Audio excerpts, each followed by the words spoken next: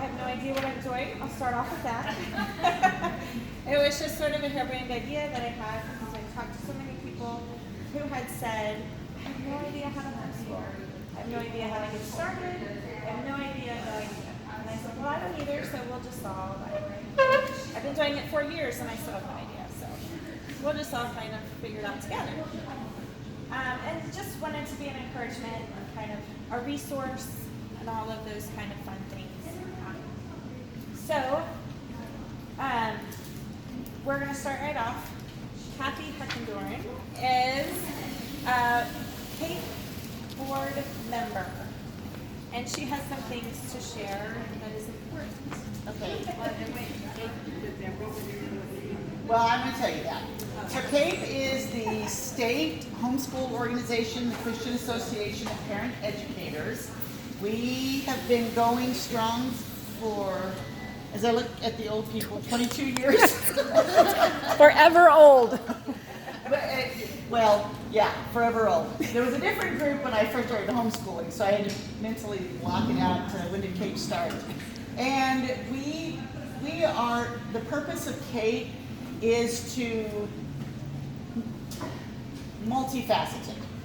We host the annual convention for encouragement, support for homeschoolers. We have a list of support groups around the state so that if you're ever in a different part of the state and you want to know if there's a support group, what are the resources available in that area, we keep a list of that. We have, on August 4th, we will have our annual Back to Homeschool picnic in Albuquerque, and you can find out more information on our website. We've got different things going on in February. We do what we call the CAPE at the Capitol, where we inundate Santa Fe and our legislators with homeschool families, parents, and make our voices and our presence known. And we spend all year long keeping track of issues that come up legislatively that affect our rights as homeschoolers, as parents, our freedoms, and we have been embattled, shall we say, with the Public Education Department since last September on an issue with the notification form. And specifically, that's what I'm going to talk about today. How many of you are still homeschooling and have not yet notified because you've kind of been waiting? Okay. I'm officially graduating my last one, so I'm done. But that doesn't mean we're not here to still keep fighting for you, because I have children that will want to be homeschooling. So it's an interesting thing. New Mexico is one of two states in the United States that is what we call a notification state. All we have to do in New Mexico to homeschool is three things. We notify the state every year by August 1st, or as a brand new homeschooler within 30 days of establishing your homeschool. The second thing that we have to do is you have to keep medical records, immunization records, or a waiver available. The third thing is you have to have a high school degree or equivalent. That's it. That is all you have to do. Now, by legislative definition, a homeschool is an establishment in a home by a parent or custodian, and we do teach math, science, literature, language arts, and social studies. I think those are the 5 things listed, the basics, okay? And otherwise, that's it. When I first started homeschooling a long time ago, we actually had to apply to the State Board of Education for permission to educate our children, okay? So CAPE has fought long and hard to move away from having to apply for permission to train up our children. Our children had to undergo testing. Originally, our children had to go into a public school setting to do testing. Talk about intimidating, you know? We worked hard to move that to where we could test on our own. And I, at one point, used to give the test because you have to be certified to do that. And we fought and fought and fought so that now we don't even have to do that. So we are a relatively free state when it comes to homeschooling. However, as everybody knows, freedom is not an enduring thing. And we have fought for the last several years to maintain those freedoms. 3-4 years ago, there was a bill that came before the legislature by one of the representatives from Doñana County. And what she wanted was our children to be tested again. And if they did not score, do you remember what it was? It was like something in the 75th percentile, Yeah. or some extravagant Stupid. number, in my opinion, because I am actually a retired public education teacher. If our homeschool children did not score in this upper percentile, then we were forced to put them back in public schools. So if you think we didn't fight hard against that, 2 years that bill came up. Fortunately, it hasn't come up again. You know why? Because of you. It isn't really because of Kate. All of us become Kate. And when Santa Fe gets bombarded with homeschoolers, it really, the presence is no. And so we need to keep that up. So right now, in September of last year, after everybody had already notified, the PED decided to change the form. They then went and released a form that required that you initial by like 12 or 14 different points that you understand you are required to do these specific things, okay?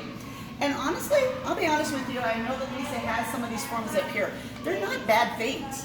And they're all things that you are probably already doing at home. They're basically things that you understand that you are required to educate your child until they turn 18. Is there anybody here that plans on shooting their arrows out when they're 12? We might want to shoot our arrows out when they're 12, but most of us are not going to actually do that, right? So they're not bad things that they're asking us to do, and they're all things that we're already doing or are specific to the law. However, the simple fact that they have changed or they have added that form now takes us from being a notification state to a regulated state. And if they, on their own, without the legislature saying that we are now going to be a regulation state, what we don't want to do is open up the door that, hey, PED, you can do whatever you want with your form. You can require anything you want, and we're going to just roll over and sign it. And just so you guys understand how important we think this issue is, honest to gosh, our youngest graduated this year. He really doesn't turn 18 until the middle of July, so technically he could go another year. Our family prayed about holding him back a year, so that if anything happened, we were going to push this with the PED in hopes that we were the ones that they came after. Because I don't want to lose the ability that we have as parents to train up our children the way we feel like God has called us to do. Amen. So we've kept moving. We've worked with PED saying, hey, you guys are stepping over your bounds, and no response. We got in touch with HSLDA. They sent numerous letters. They made several phone calls. They sent numerous emails. We had several meetings. And as we worked through this, finally in February, we really thought we had come to an understanding. And as we sat there in a meeting with them, one of the other board members and myself, they made it understood to us that the reason that they were doing this is because there are so many homeschoolers in the state of New Mexico that are new. They simply wanted you to know what your requirements are. And we're like, that's beautiful. That's exactly what Kate wants to do. We can partner on this because our mission is to help educate you as to what are your role as a homeschool parent. So we worked with them and said, how about if we go back to just a simple one-page notification form, and we'll have one page that's an informational. This is what the law states. Great. We left that meeting with the impression, and we actually have it recorded, that yeah, they thought that would be great. And we started calling. So when are you putting up the new form? When are you putting up the new form? This is February 2nd is when we met.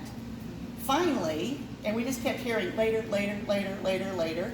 And as many of you may have actually contacted Kate, finally it was presented the end of April. And they changed it. But they still require initially checking, and instead of them being you are required, now it's you give the assurance that you will do these things. So one of the things that they did add on there is, probably my biggest fear is they used a law that is for regular students. And regular students, as we all know, our children are very abnormal. So that cannot be a homeschooler, right? Regular students specifically are typically public school or private school students, not homeschool students. They pulled out this section that talks about the hours. You guys read that and you saw how many hours? Yeah. I don't know about you guys, but none of us takes 5.5 hours to educate a kindergartner. Just doesn't happen, you know, unless you have a dog, which I had one that would take 8 hours if, if he was allowed to do so. They used that section. That doesn't seem too bad, except because, you know what? Interestingly, when they applied the hours to us as homeschoolers, they put down in the form, we're not going to require this, you don't have to document it, and it's not a part of your homeschool requirement. Well, then why make us sign it? You know? Any of you guys give your kids assignments? Oh, I'm sorry, I think I just spit. And if you give your kids assignments where you say, hey, by the way, you need to fill out this math sheet, but I'm not going to grade it and I'm not going to require it. So, you know, how many of your children, why would we do that? That's not what we're going to do, correct?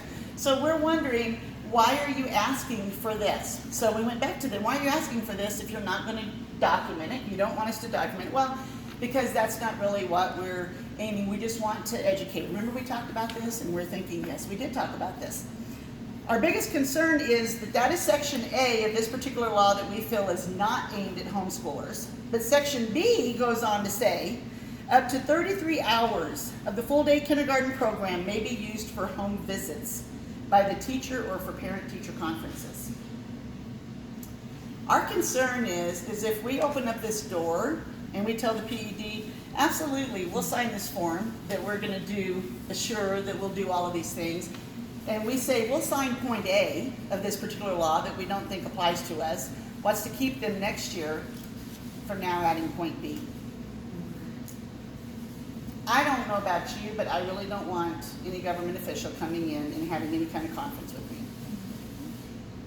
I don't even like it when the census worker keeps coming back to my house, wanting to know there has to be somebody living in that old building on your ranch. So that is why we're fighting. What we have sent out in the communique, do all of you receive the communique or at least get on Facebook and you've kept up? So we're asking everyone, hopefully next week, we thought it was cool. We're thinking Boston Tea Party, what a great time, you know? So July 4th is coming up. We want to inundate the PED with paper forms. But we're not sending in, we are encouraging every family who feels in their conscience that they can do this, because we know that some people are not going to feel okay doing this, and that's totally fine. There is absolutely no judgment for what you send in. But if you are willing to do this, we want you to simply send in page 3, which is the notification form. Put your name, your children's name, sign it, that's it. No page with the assurances. On the communique, and I believe it's on here as well, there is a thing that you actually printed off some of the phrase. We want to let them know we don't feel like that is part of what the law states. That's why we're not filling out these assurances. We are also asking, and this is going to cost a little more money, we are also asking you to send it certified mail. 2 reasons. Once you send it certified mail, you have a receipt that the PED did get your notification form. And then I would stick that somewhere where you have it handy. Second part is, when it is certified mail, somebody from the PED has to leave their cozy office, hop in their car in the middle of July, and drive down to the post office and sign day after day after day. Now third, they want you, and CAPE is no different, we actually want you to fill out your membership form online if possible. We want you to register for the convention online if possible, because hey, we're lazy. You know, for whatever reason, CAPE is full of nothing but volunteers, and we'd rather be spending time with our kids and our own dishes and laundry and whatnot. But when we send our paper form in, guess who gets to enter all of these into their system? They do. And we're hoping that we will just be this little sticker that is just an irritant, and that they will back off and leave us alone and go back to what the law says. All right, are there any questions to who CAPE is, what we're doing? We came in a little late, sorry about that. You're totally fine. So what do you want to know? Who is Kate? I am. You are Kate. No. You're not wearing a cape, so okay. Need some differentiation. CAPE is the Christian Association of Parent Educators, and we are a statewide organization that was established to encourage, support, fight for homeschool freedoms, parental rights in New Mexico. I have heard of you before, but I have not officially been in contact with you guys. Okay, very good. Well, if you are not a member, I would love to encourage you to do that. It's $35. You can go on the website, www.cape-nm.org. And we also have some paper ones here, and I will actually allow you to fill out a paper form. And I will go home and I will give up my time washing dishes. And you can even do that, because I might get to leave my house every once in a while. And I might have to go buy Starbucks when I do. So. But we can do that. We can take your membership today. You can go online. It's whatever's convenient for you. The other thing that I should have mentioned, the other organization is Homeschool Legal Defense Association, HSLDA. Their membership, is it $85 a year? It went up. It's like it was 110 Yeah, at it's the like convention. But you got a discount. I did. because So you're here's part the of beautiful CAPE. thing about CAPE. If you become a member of CAPE, you actually get a $20 discount off of your HSLDA membership. And you get a reduced fee when you come to convention. And So basically it kind of pays for itself. whenever there's like Teachers Eat Free Day, you show your card and you're a teacher. That's your teacher card, and you get free meals. Yep, Like from Red eight- Robin yep, did. Yep. Yeah. So there are benefits. So you can save some money while you're still blessing CAPE, because like I said, CAPE is strictly all volunteer. We do not get paid at all for what we do, but that money enables us then to at least, have our gas reimbursed, driving up to Santa Fe, sending out letters to the legislators and things like that. HSLDA, so this is actually the second part, and we want to make it very clear to everybody. There is a risk doing what we're asking you to do. You're not going to probably be put in jail or anything like that. There is minimal risk of us losing our children, but there is a good chance that the PED may send you back a notification saying this is not our notification form. Because they say on their form, they say that you have to send in all three of these for it to be the full notice. No submissions will be accepted or processed that are not completely filled out and unchanged from this form. Now, this is why we have been consulting with HSLDA, with their litigation team, because we don't want to make any recommendation that HSLDA does not feel like, oh yeah, we can come in and defend that, not a problem. So HSLDA, and I actually just had a final meeting with them this morning on the phone, and as I spoke with TJ Smith, who is our state representative, he said one or two things will happen. There may be one or two families that get their submissions sent back. Once that happens, you call HSLDA immediately. And HSLDA will take over from there. If they're not going to accept these, guess what? They're going to have to send back hundreds of these forms. And HSLDA will send a letter for every single one, and we'll be defending them. Because they are overstepping, and we're pushing back. I think by them putting that threatening letter and then underlining and doing big bold letters, I don't know about you, but whenever I gave assignments to my children and I did capital letters or I underlined it, that was like, you better not even think about not doing this. And I don't know about you, but homeschoolers are like herding cats. And we really don't like being told what to do. So we were in the days when you had to fill out all the forms and you had to go get it notarized and save 180 days and go to the post office and have it certified, which was a good thing because you had the thing in your hand. But then when they went to notification, one of the first years that they went to notification, the form wanted you to indicate the age of your child and the grade. And HSLDA said that you should not do that. So our family did what HSLDA said, and we were the ones that we were one of the ones that,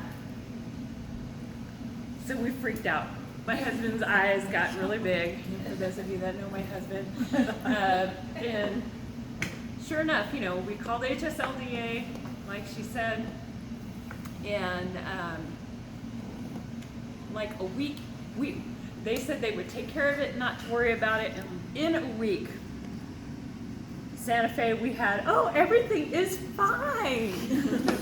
And it was done. We never had to deal with HSLDA really, or all we did was make the call and it was taken care of.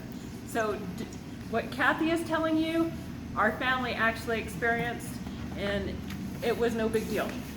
Do you want to explain what HSLDA is? HSLDA is a legal organization that specifically fights in various states around the U.S., fights for homeschooling rights. Okay? I assume that if we were to send in the one page and they were to red flag us and contact us and dispute that, then we would need to be members of HSLDA in order to get to call them again. I would strongly encourage you to do that.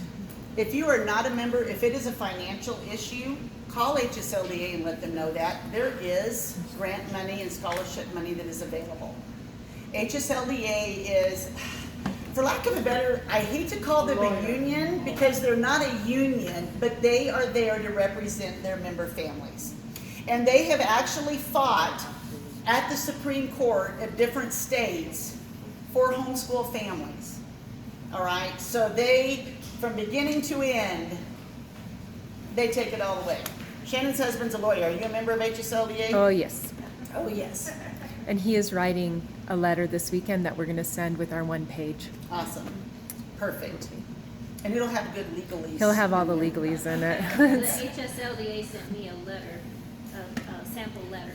Okay, good. Because TJ was waiting for us to release ours, and then he was going to release one to everybody else. And actually, that'll be up on the CAPE website and Facebook page as well, because TJ just sent that to me this morning.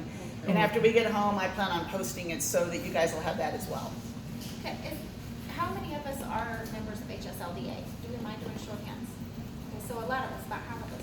Okay, because I have not yet joined HSLDA, but I was thinking about it. I went to the CAPE conference this year. Okay, And great. one of the things I was just going to mention is that I noticed that they provide not only the legal services that you're talking about, but tons of other resources, services, videos, Tons. answering questions, and I'm thinking that'll probably be very beneficial as my kids in middle school and high school.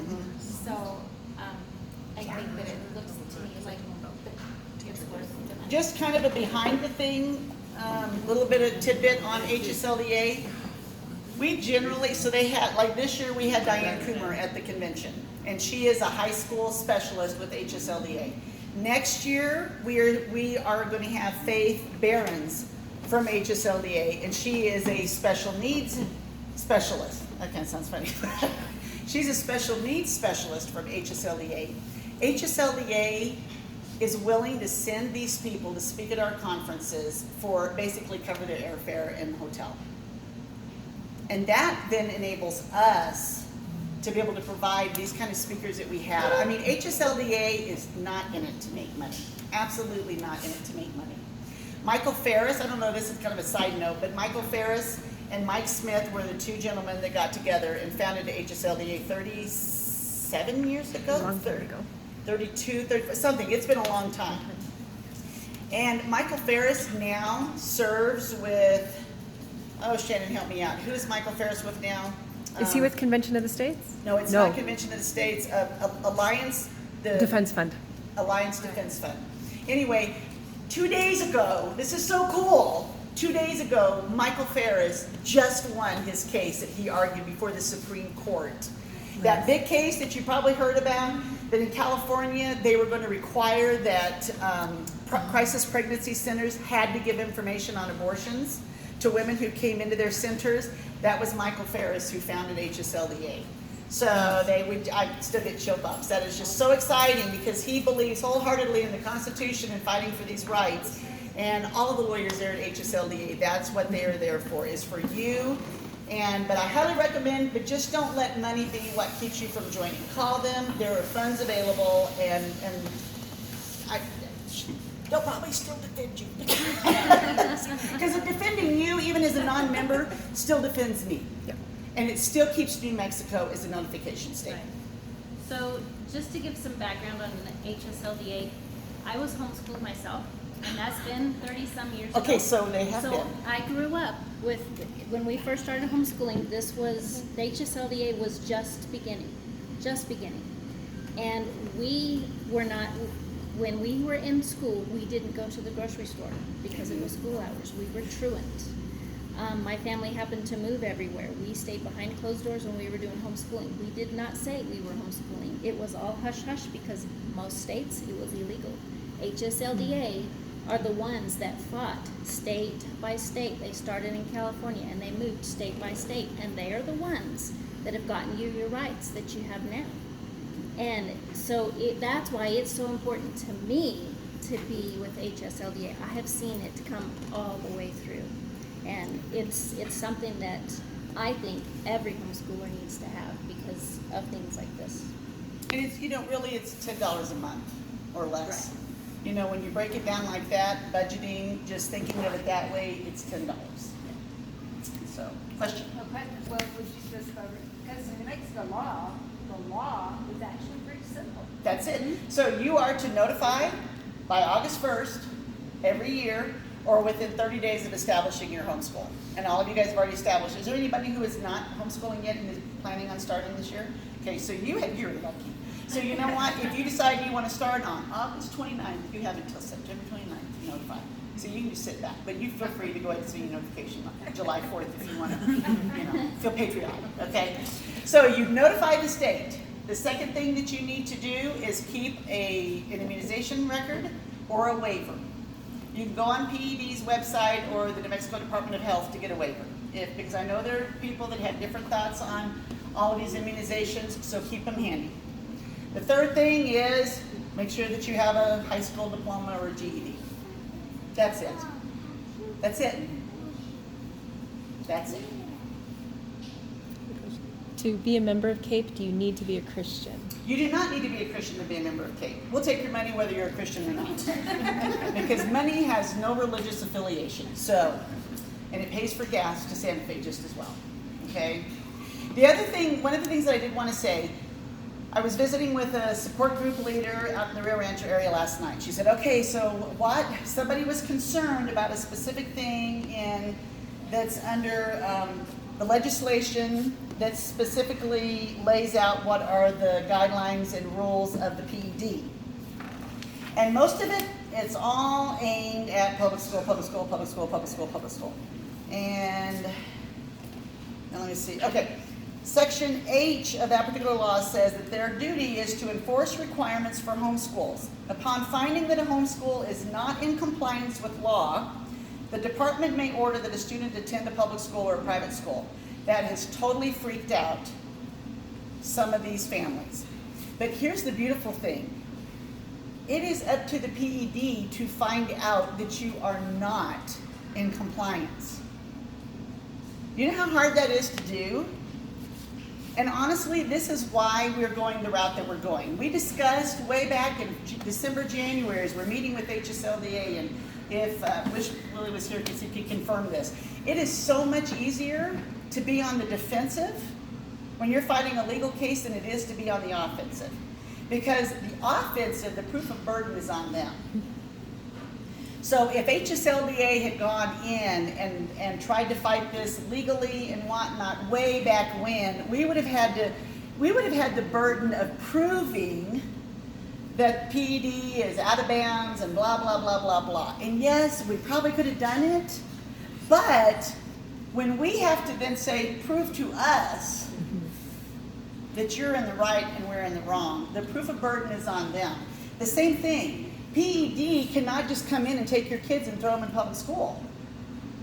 And there are other sections that say they have to work with you, and if upon finding that a judge feels that it would not be in the best interest of this homeschool child to go to a public or private school, then they have to work with that homeschool family. So this is not, we're knocking at your door and taking your kids if you don't send in your notification form.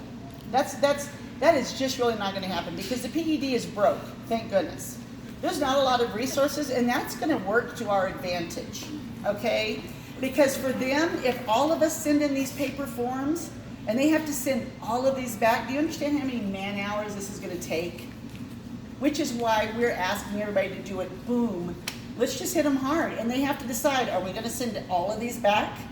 Are we going to maybe send one back, and HSLDA is going to be sitting there ready? And we're hoping that they know that because we've been in communication with them.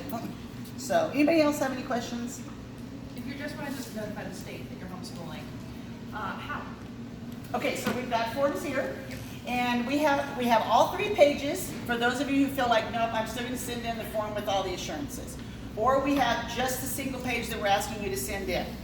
And you have copies of the communique that came out as well, correct? Yep, just the 3 pages and then the The, 1 page.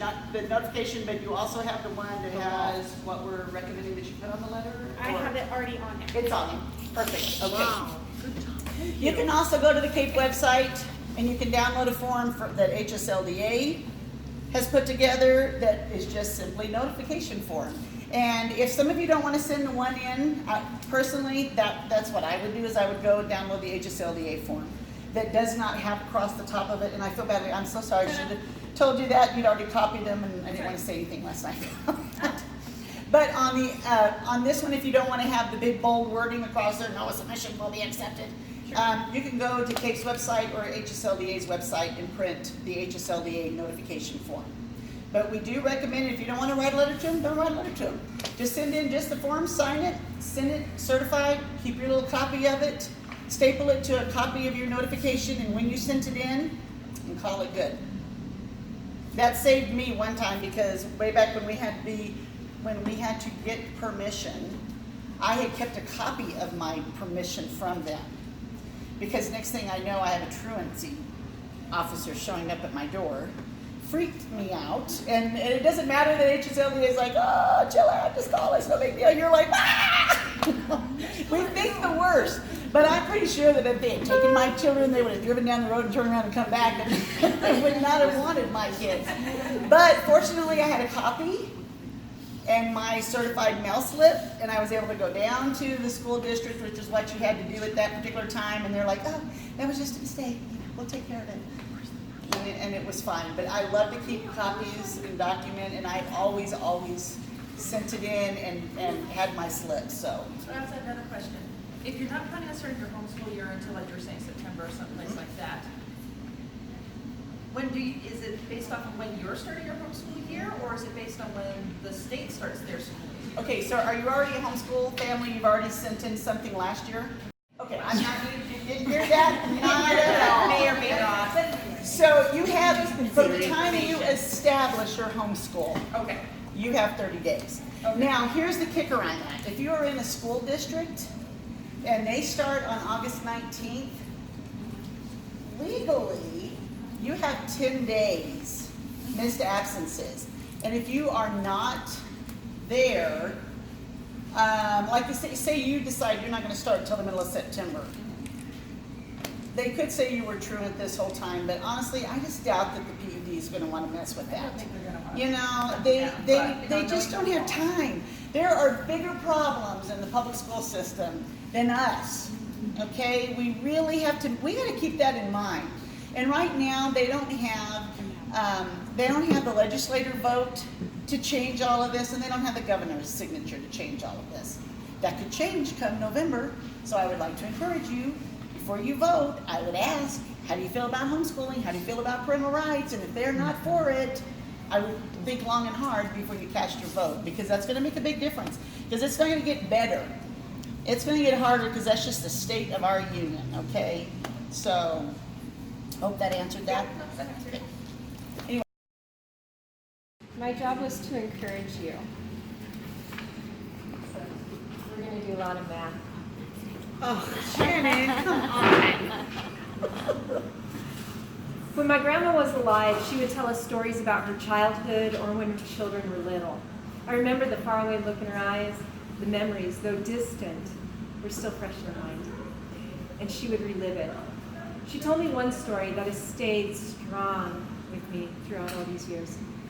My mom was a precocious child and had all the neighborhood kids enthralled. She was standing on some milk crate teaching or preaching or just lecturing the neighborhood children. And they were all listening. Grandma longed to know what Sue was saying, why these children were still here listening. But there were dishes in the sink, and someone had to do that. I heard the regret in her voice. I saw it in her eyes. Because at that moment in time, in that space, the dishes were not important. Her daughter was. And my grandma missed a moment to enjoy her child's childhood. Though I use this story as a justification not to do dishes for days on end, it did define my parenting style. Sometimes it is quite fine to leave the dust in the grind. It is fine to leave finances and careers. It is fine to ignore calls and texts and photos and whatever Facebook does to you. Okay, just for a few moments and absorb, relish, and embrace your children's childhood. This is what I want to encourage you in, the presence of relationship. Some of you are still in the diapers and toys everywhere phase. Some of you know more than me just how quickly this goes as your children are having children of their own. I can tell you that it was just yesterday. My little daughter was running around. I was her world. And in a few weeks, she will be moving with her boyfriend to another state. And I am doing my best to not lose my cool, my composure, because my child is walking her own path away from me. My oldest son is a senior this year. And I get how fast this is going to go. I've got senior pictures, I've got a gown, I've got grades, I've got to figure out what he's doing next year. All this time, where did it go?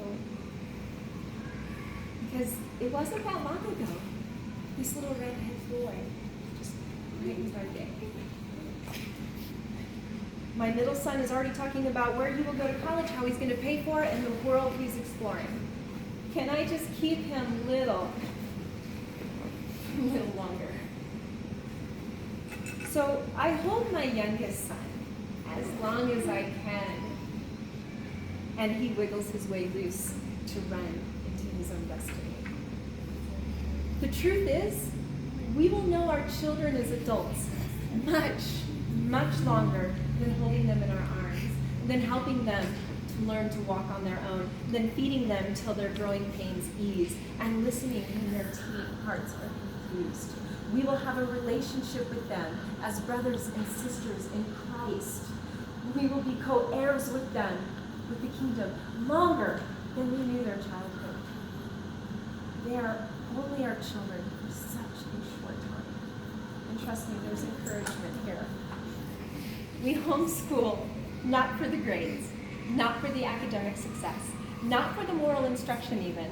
We homeschool for that relationship we enjoy with our children far into our twilight years and their adulthood. As a Christian, we homeschool for the relationship we hope and pray our children will have with the Lord and Savior. We homeschool for relationships above all else. Before fall springs upon us, and before you get ready for your first lessons next year, consider the relationship you want and school for that. In my home, we try and fail and try again to live in a way that honors life, where grace and mercy abound, where love and peace reside. I mingle in science and math a lot, and I dash literature. But our focus is always relationships with each other and with our God. The lesson from my grandma was more than just ignoring dishes, but I did learn that one well. It was being aware of the swiftness of time and to capture those moments. Moments that I hold forever in my heart when time and memory fade. Moments that open a deeper relationship with my child when academics get set aside. Moments where worksheets and lectures are forgotten, but the lesson is learned. Moments we celebrate success after many, many failures. Moments we steal time just to enjoy each other's company. And moments we remember life is more than what we see here. Moments we let Christ rule time and space, and we completely